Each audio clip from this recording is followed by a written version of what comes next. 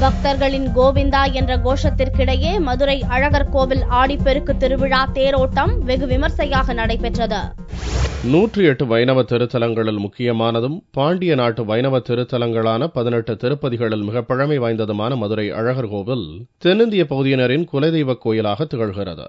இந்த கோவிலில் சித்திரை மாத திருவிழாவிற்கு அடுத்து ஆடிப்பெருந்திருவிழா மற்றும் தேரோட்டம் முக்கிய விழாவாக கொண்டாடப்பட்டு வருகிறது. இதனையொட்டி அழகர் கோவிலில் ஆடிப்பெருந்திருவிழா கடந்த 5ஆம் தேதி கொடியேற்றத்துடன் துவங்கியது. இதைத் தொடர்ந்து நாள்தோறும் சுவாமி பல்வேறு வாகனங்களில் பல்வேறு அலங்காரத்தில் வீதி உலா வந்து பக்தர்களுக்கு அருள்பாலித்தார். திருவிழாவின் 9ஆம் நாள் முக்கிய நிகழ்ச்சியான தேரோட்டம் சனிக்கிழமை காலை நடைபெற்றது. அலங்கரிக்கப்பட்ட தேரில் சுந்தரராஜ பெருமாள் ஸ்ரீதேவி பூதேவியுடன் எழுந்தருளி காட்சியளித்தார். இதையடுத்து கோவிந்தா கோவிந்தா என்ற கோஷங்களை எழுப்பியவாறு பக்தர்கள் தேரினை வடம் பிடித்து இழுத்தனர்.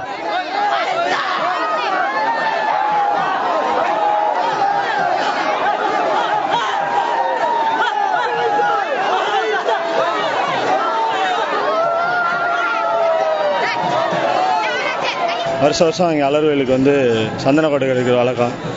போன வருஷம் நேர்த்திக்கடை நேர்ந்துருந்தோம். போன வருஷம் எனக்கு வேலை கிடச்சிருச்சு. இந்த வருஷம் வந்து சந்தன கொடை எடுத்துட்டு முடி இறக்கிறதா நேர்ந்துக்கிட்டேன். அதனால இங்கே வந்து இறக்கிறேன். ஆடி மாதம் தேர் இழுப்பாங்க. அது வந்துட்டு தேர் இழுத்துட்டு அப்புறம் தேரோட்ட நிகழ்ச்சியில் இந்து அறநிலையத்துறை அமைச்சர் சண்முகநாதன், எம்எல்ஏக்கள் மற்றும் ஆயிரக்கணக்கான பக்தர்கள் கலந்து கொண்டனர். அழகர் கோவிலில் காவல் தெய்வமாக உள்ள 18ஆம் படி கருப்பண்ணசாமிக்கு பல்வேறு பகுதிகளிலிருந்து ஏராளமான பக்தர்கள் பக்தி பரவசத்துடன் சந்தன குடங்களை சுமந்து வந்து நேர்த்திக்கடன் செலுத்தினர்.